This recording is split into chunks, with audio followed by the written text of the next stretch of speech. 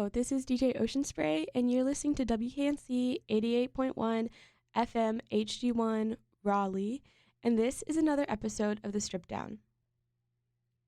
For this interview, I had the pleasure of sitting down with Sadurn before their show in the Cradle back room. And so here is my chat with the band. Hello, this is DJ Ocean Spray, and today I'm with the band Sadurn before their performance in the Cradle back room. So to start off with, can all of you introduce yourselves with your name and where you're originally from?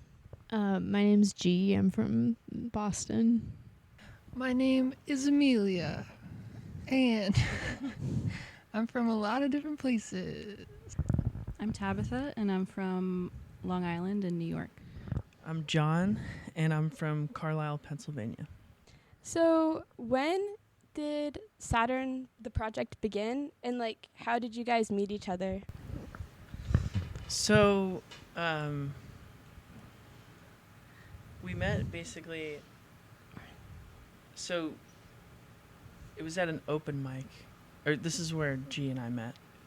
We were both at an open mic 2 blocks from where we lived in West Philly, and I played first, and G played last. And there's a lot of people played, it felt like 20 people. And we met, this open mic. I saw G play, and we got to talking. We realized we were neighbors. We lived across the street from each other. And we were like, what? And G was like, oh, I've heard the band's playing in your house. And we started hanging out and playing music together and stuff. But yeah, that's how G and I met. Do you want me to tell him? I guess, John and I met in 2017, early 2017, and that's when I had started playing shows for the first time under a different project name. It was called Vive. We ended up getting a cease and desist from one DJ Vive who had trademarked the name. But it was, I think, in the fall of that year that John first played on a show with Vive, so it was the 2 of us. Wait, which ironically I think was in the same house where we met, in the living room, was it? The pharmacy. I played mandolin. At the pharmacy. I played on one song on the mandolin at the waiting room in the basement. Oh, sure, yeah. So it was in the same house. Yeah, weirdly. Yeah, maybe not the first show, but I mean, the first time I played with you. There's some dispute. there's a little bit of a dispute about what our first show was. I wouldn't consider that our first show. I was just saying the first time we played together when I played. Maybe we noodled on one song. Oh, It was at okay. the same house.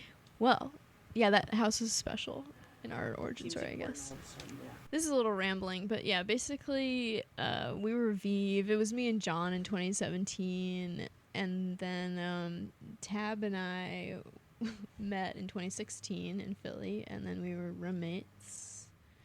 And How did we meet? I feel like I met G and Tab the same night because I was visiting Philly, and it was my first time in Philly, and they took me out. This is in 2017. They took me out to one of the house venues in West Philly. It was called All Night Diner, and I was blown away. I thought everyone was the coolest people ever that I'd ever met, and I was so I would have been intimidated because they were so cool, but everyone was so nice that I felt very welcomed. And we saw Emily Yasina play, and that was amazing.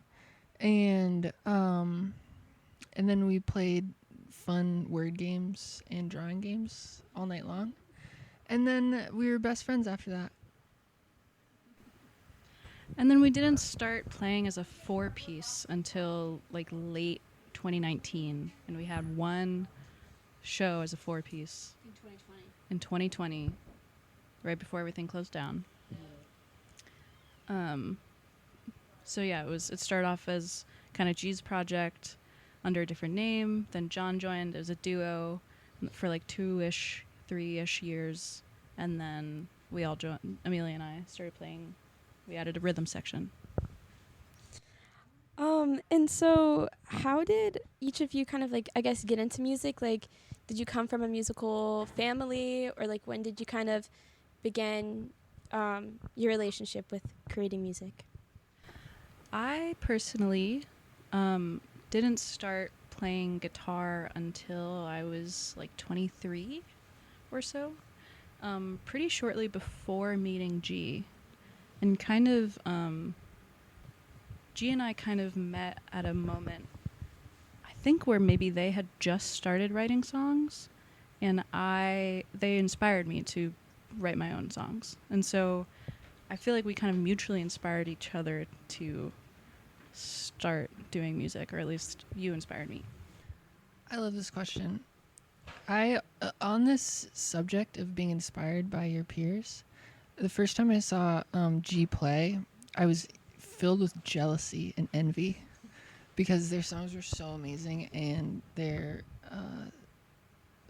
performance was so captivating that I used to, like, I was writing songs and playing songs at the time, but after that show, I kind of like went back to the drawing board and I was like, okay, like I got to start over. Like I have to write a song as good as like Friends with Your Friends. And I was like singing it to myself all week and I was filled with jealousy. I didn't know. I played it cool.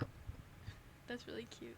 But my family, I would say they were pretty musical. They were always playing music. Well, actually, they only play one band around the house, which was the band Dire Straits, which is a rock band from the 80s. You were listening today. They came on the radio today, and I felt this like surge of childhood nostalgia for just always listening to Dire Straits all the time. And you know, I think you can probably hear the influence in my drumming. I sound like an 80s rock band. But I have an exclusive secret to reveal on this radio show, which is I always tell people that I never played the drums until I joined Sadurn, which is technically true because I didn't really know what I was doing. But I'm going to reveal to everybody today that that's a lie. I actually had played an electronic drum set in high school. I begged my parents for this drum set from Costco. It was $120. And they brought it home for me from Costco and they gave it to me as a Christmas gift. And you could hook up your iPod to like play along to stuff. And I would play in my room when I was like 16, 17. And I would only play along to one song, which was Let's Get It On by Marvin Gaye. And I would just put it on repeat and I would just like play along. And that is the heart of Saturn. You can feel the pulse and the movement of that song. It permeates through everything in Saturn. It's true. So that's my secret. But I wasn't really that good. I did that for, in high school, but then I didn't play drums until I literally joined the band Sadurn for this show we just talked about in 2020 before the pandemic. And I felt a lot of imposter syndrome because I didn't really know what I was doing because I had only played along to that one song before. But I played guitar before then, and I think that playing guitar translates very well to playing drums later because you have good rhythm. But I'm rambling. That's my musical history. Thank you for asking. Who's next? Oh, John. Can you reiterate the question? What was the question exactly? Like, how did you, like, kind of, when did your relationship, or, like, how did your relationship with music begin? Like, did you come from a musical family, or, like, how did the background start for you?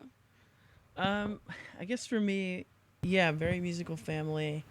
My dad was especially obsessed with rock and roll and, like, would put on, like, Jimi Hendrix and, like, play it up to, like, my mom's stomach when she was pregnant. He was like, I have to play this, and, like, playing, like, records, and, like, he was just blasting. So I grew up around a lot of bikers.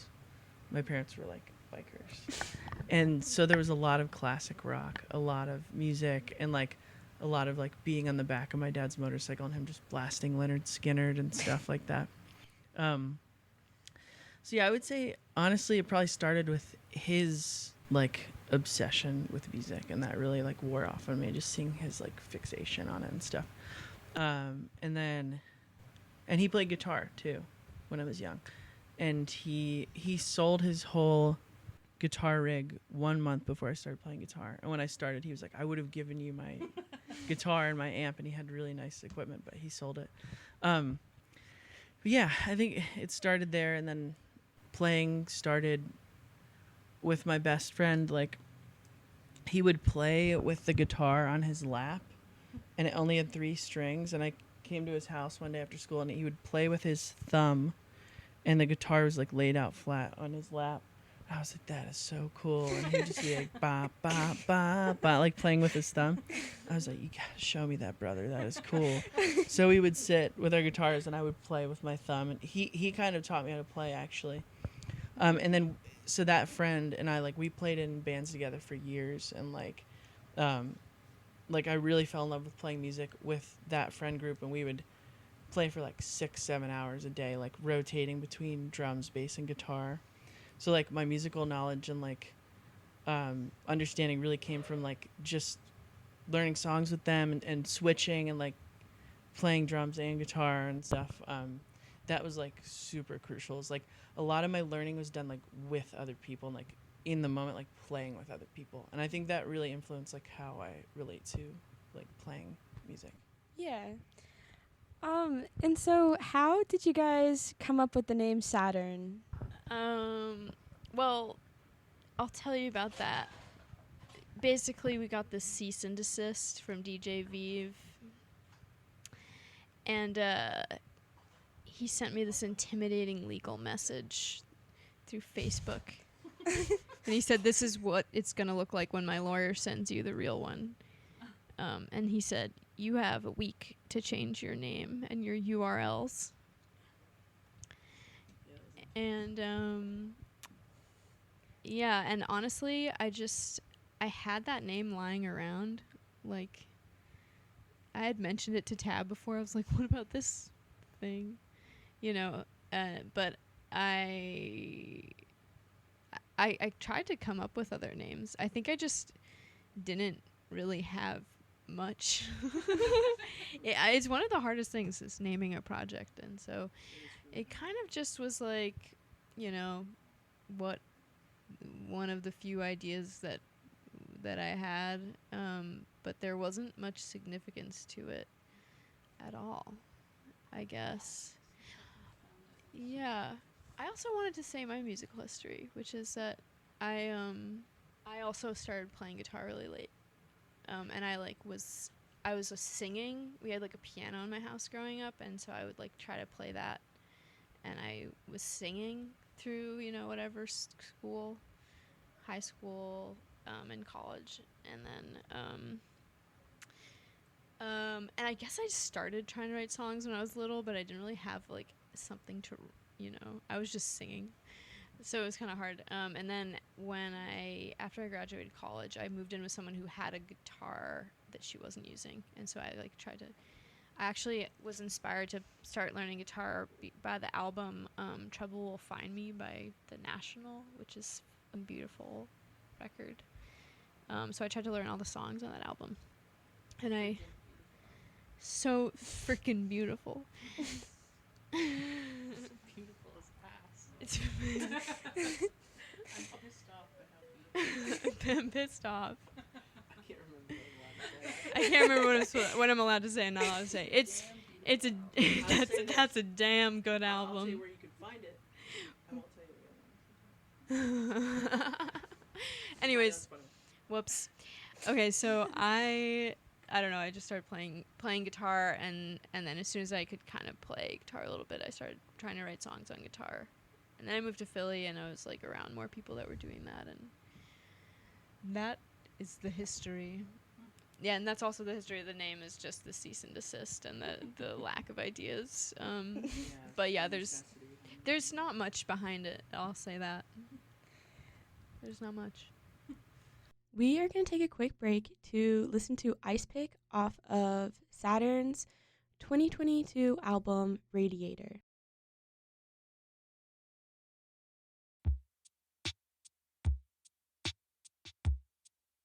Sometimes it gets so quiet. walk down to the basement and try to find the light switch and look for reassurance, but I can't reassure you if I don't believe it. I know there's some distance, but I was gonna ride it.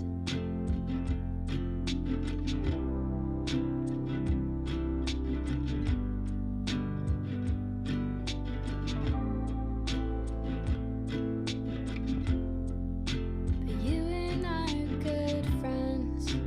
Sometimes we're in love and it feels almost like nothing I'm ever gonna find again. And I even met your parents, even though they're homophobic.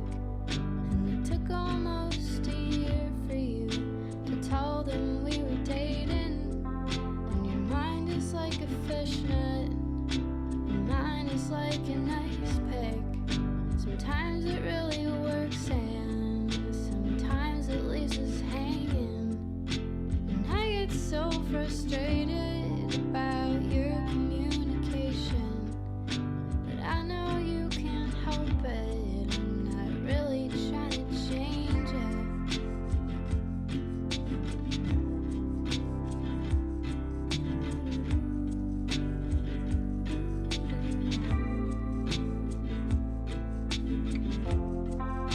But you and I are good friends.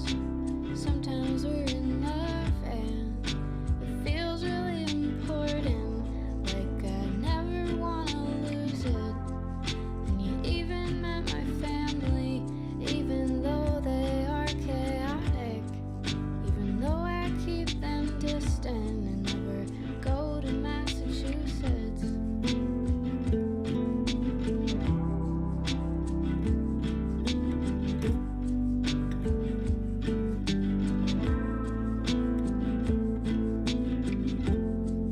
And your mind is like a fishnet, and mine is like an ice pick.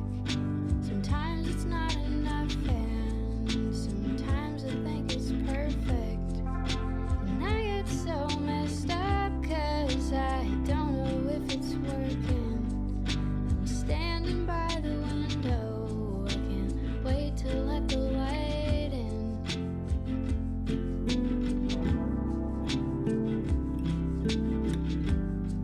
Can't wait to let the light in.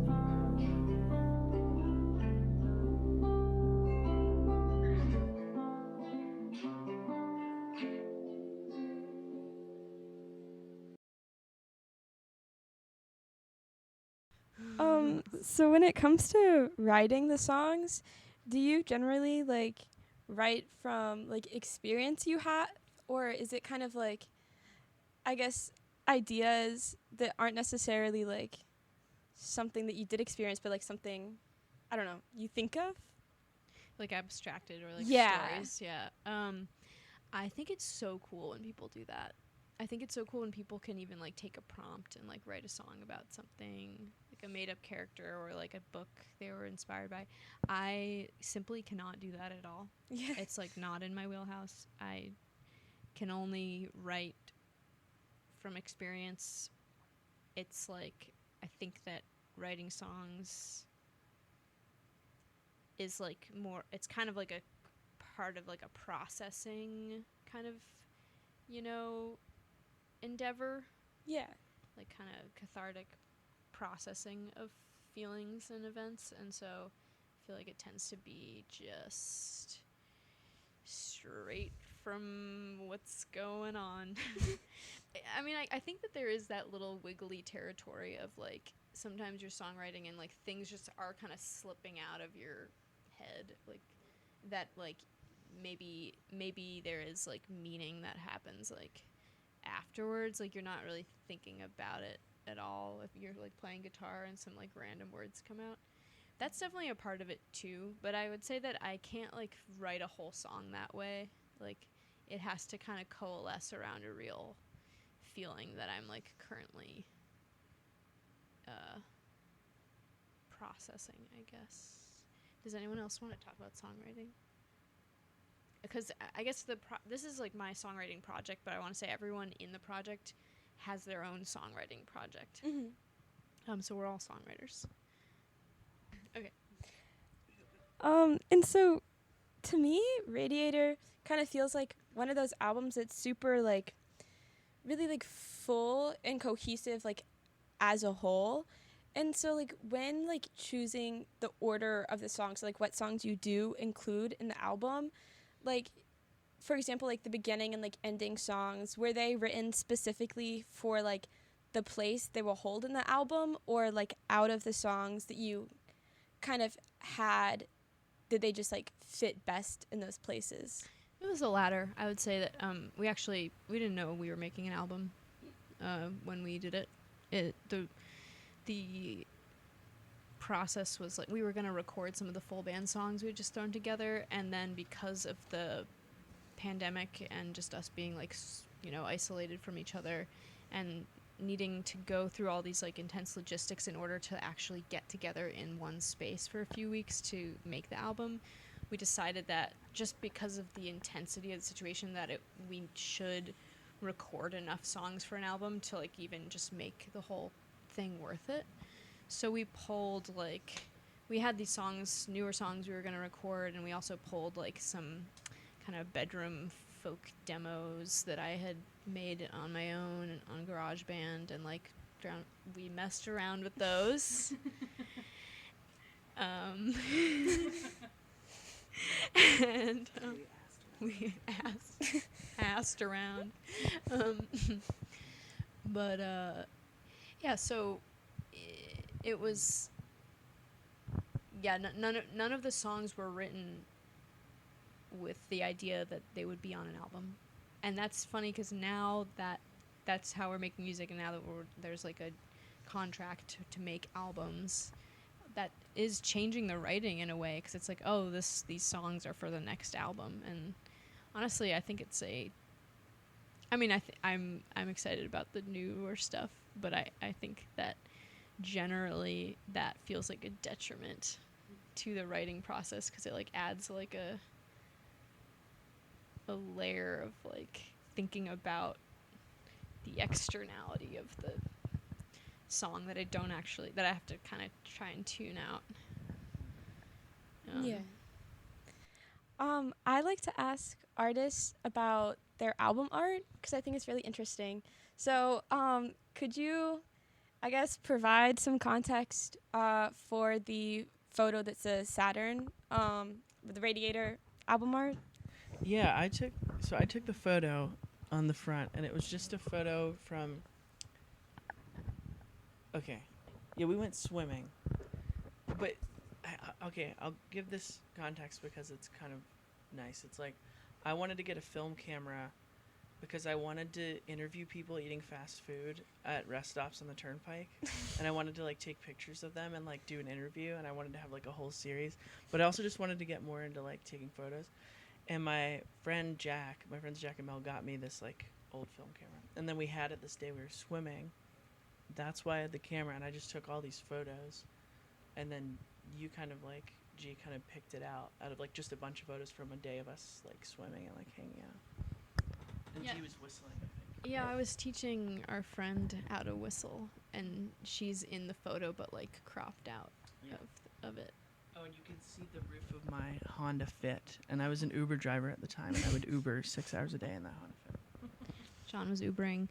Yeah, that was it wasn't taken like, oh, we're gonna take pictures for an album. Like, it was before we made the album. It was before the concept of the album existed. So it was just like, Yeah. yeah, it was like I had to like choose a picture and chose that one, and then like made the other art elements, I guess.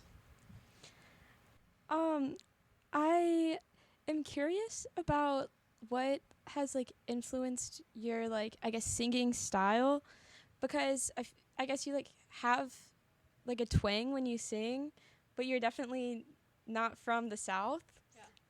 So kind of, is that an intentional choice you made, or like is it something like I guess you were trying to like imitate a certain sound, or like kind of I guess how did that come about? That's so funny. I knew someone was going to ask me about this at some point. It's actually this really embarrassing thing where, like, when I, like, sing, like, other people's songs, like, we've covered a couple songs, Ohio songs, you know, we're covering a Gillian Welch song for this tour. I'm always, like, not intentionally, you know, but, like, without much self-control, like I'm just kind of imitating other people's vocal styles when I'm covering their songs. And so I feel like that kind of like, I don't know how to describe this, but I really like imitating sounds just in general in my life, like bird noises or like stuff like that. But I think that tendency has crept into like how I write music, and I feel like when I'm writing, it's like there's a certain like kind of singing that goes with the song, and sometimes I'm like, oh, I really need to like make sure that this isn't like over the top later on when I think about it, but like I'm not thinking about it when I'm writing the song, you know? It's kind of just like whatever is happening, and I you know, I'm like not really specifically trying to do anything, but you know, I think on Radiator, if you like listen to it, that like depending on the song, depending what instrument I wrote on, depending like kind of what style it's in, like it's like there's just different vocal techniques that I'm using or styles, and I would say it's kind of embarrassing but like, you know, what are you gonna do? I don't really, I guess I just don't think about it that much. Maybe I should. I found Amelia's project before I found Saturn's, actually. Cool. And so I had a question about that. So your last album was That's released wild. the same year as Radiator, Mm-hmm. and I was wondering, like, which was recorded first? Like, did you create your own album first, or had you recorded Radiator first? So we recorded Radiator in the fall of 2020, and I recorded my last album the spring of 2022. So it was I recorded mine way after, but I released it pretty much at the same time because I didn't have to wait for a record label to put it out. I could just put it out. But I think I was like, I talked about this jealousy earlier. I think part of it was like, oh, G's gonna put out an album? I'm gonna put out an album. But I think I just started dating somebody. I really wanted to impress them. And I had a lot of crush juice from just like crushing on them. So I was like, oh, maybe they'll think I'm cool if I like make this album. I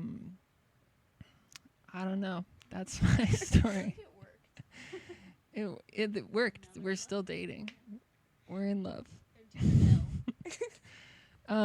But I was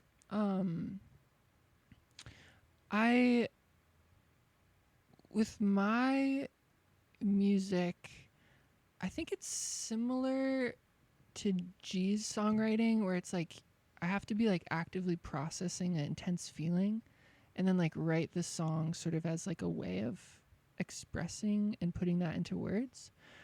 And I think I was just pretty inspired by like, you know, having worked on this Sadurn record for so long and just sitting with the songs and kind of just being like, wow, this is such a work of art and it's so powerfully emotional. And I kind of was very influenced by that when I was making my record. And I'm actually making a new one.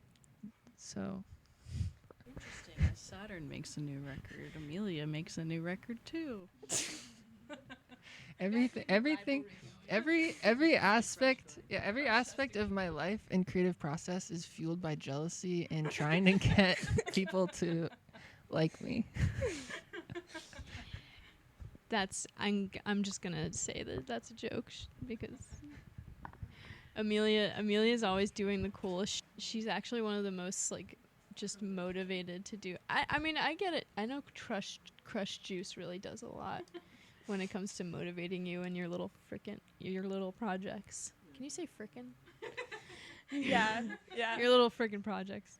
Your little ass projects. Yeah, Amelia's, yeah. She's good. She's really good. How did you hear about my project? Honestly, I don't know. I actually think I played Corn Maze on like one of my very first like radio shows. No way. Yeah, I like because for WKNC, it's like focuses on more like underground, I guess, like artists. Like the biggest I can play someone like Big Thief, but like that's like about the max. Mm-hmm. And so I kind of had to do some digging, and I honestly don't know. I think I might have found it on, it's like this website, I think it's what, Every Noise at Once. It like, it'll show you, like you can click on like one artist and it'll show you like a map of like other artists similar to it. What? And I think I probably found you on there, but I'm not 100% sure. So cool. Yeah. That's crazy. But I have a few questions about your own, I guess, music listening habits. Could you guys share one of or a few of your favorite musicians of all time? I love this question so much. Yeah, that's a great question. I think, well, first of all, I think the members of Sadurn are my favorite musicians of all time. They're all so talented and perfect. And it's truly an honor to be playing with them.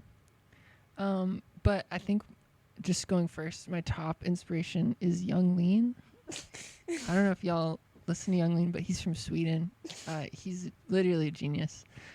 And he really packs a lot of emotionality into his work. And I think that is so powerful, is to just like, to start from just being emotional and make work out of that. Feels very compelling to me. But okay, passing it to John. Okay, so I guess someone who comes to mind is like, I felt really inspired by Michael Hurley recently in my life. Have you heard of Michael Hurley? He's like a folk singer. He's 82 and he's been making incredible albums for like so many decades. And he has this way of like writing these beautifully like melancholic, but also very funny and goofy, and, like charming folk songs. And I think like lately I've been thinking a lot about how hard it is to like be funny in songs. Mm-hmm. It's such a like thin line between being corny and just bobo. It's such a tightrope, such a hard like balancing act. And I think he's like one of the best, and he's underrated, and he had an interesting career where he was like virtually unknown for like most of his life. And then, I mean, people loved his music, but in the last like 20 years, he was like, he got a booking agent and people started putting him out there, and he was like been playing a lot more shows and touring, and he's like, that was in his 70s, he's 82. It's just, his whole story to me is really inspiring. And yeah, I think it's a real feat when someone can write a beautiful song and it's also like layered in that way where it's like comedic, and it's like, because I feel like that is like a full like spectrum thing. Like I feel like there's a vastness to that really hits me hard, and I don't think a lot of people can do that. So yeah, I've been really into his songwriting. Yeah. Not to be like every other indie head in the world right now, but I am wearing a Big Thief shirt, and so I think I must admit that I'm a very big fan of Big Thief and Adrian Lenker. This question's always so hard for me because I feel like I have to like, or I feel a pressure to like be cool. And I honestly have kind of in my recent like since 2020, honestly, I've kind of like let go of the reins of like what I'm listening to, and I like rely pretty heavily on like whoever I'm hanging out with to DJ for me. And I like kind of consistently come back to like only a couple of things, and like one of those things is Big Thief. Yeah.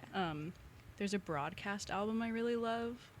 I'm also notoriously terrible at remembering the names of things, so I'm not going to be able to tell you which one it is. Yeah. And like Lamelda is another big name for me. I feel really inspired by their music in my own songwriting. Yeah, those are a couple big ones that come up. The question was top Like, of all time. Yeah. I feel like usually my answer when I think about it is like Jason Molina, Gillian Welch, Elliott Smith, Alex G.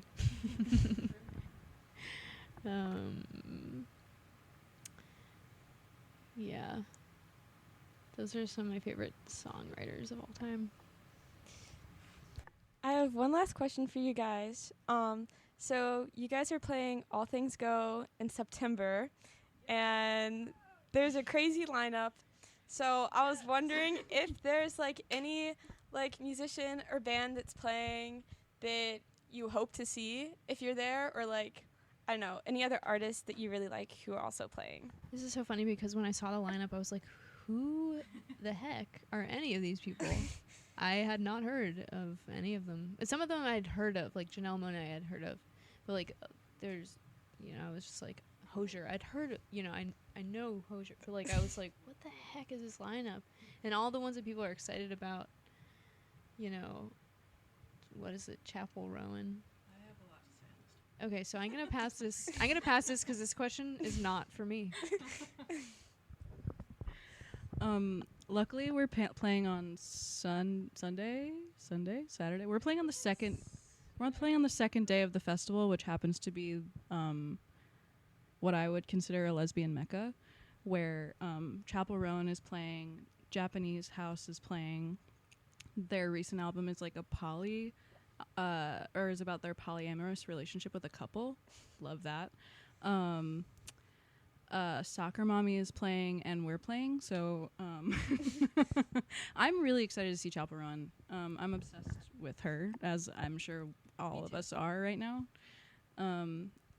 And so that's really who I'm looking forward to the most, with the Japanese House and Soccer Mommy coming up pretty close. I am super excited to see Ethel Cain as Yes. another trans person. I think that is so sick to have trans people be really big and popular and featured at festivals. But I have to say I'm even more excited about seeing Sammy Ray. I don't know if anybody likes Sammy Ray. My whole family, we always listen to Sammy Ray together when we're driving in the car and when we're cooking and stuff. And my family, they live in Minneapolis, and they're actually all coming down to DC to come see us at this festival. And I'm so excited to just stand in the audience and watch Sammy Ray with them. I'm really excited. I think it's going to be really special. So I'm really excited we get to be a part of that festival. WKNC! You're listening to the interview with Sadurn. This has been another episode of the Stripdown with DJ Ocean Spray. A huge shout out to Sadurn for sitting down with me and letting me chat with you guys before your show. You guys are actually so awesome, and it's really cool getting to meet musicians that I actually listen to quite a bit. It's just really awesome. So thank you so much. But I will be sending the listeners off with one more song by Sadurn today, and it is Snake off of Radiator. You are listening to WKNC 88.1 FM HD1 Raleigh, and this is DJ Ocean Spray. Thank you so much. Honey, I was wrong.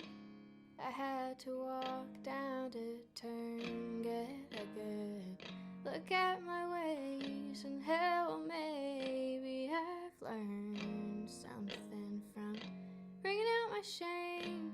I had to lay down with her if just to see it was the same thing that got me before.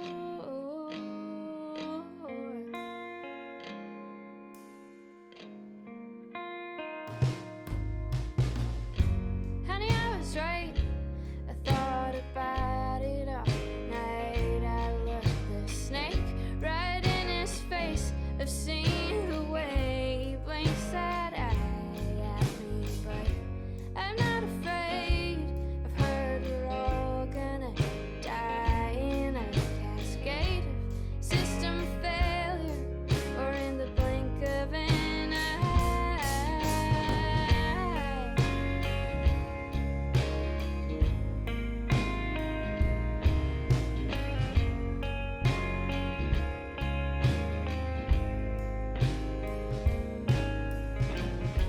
Honey, I would bet that I'd be just as upset. I'd be at least as mad as you were when we crawled into my bed.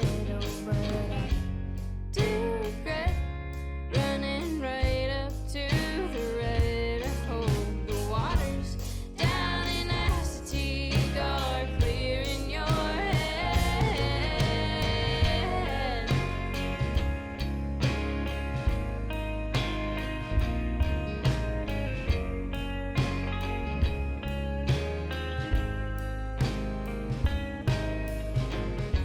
Maybe it was wrong to meet you out in state college as if we were still together, like I was your only option, but I'm not. And you know that I'm not as true as I thought, but I still drive for several hours on a dime if you dropped it.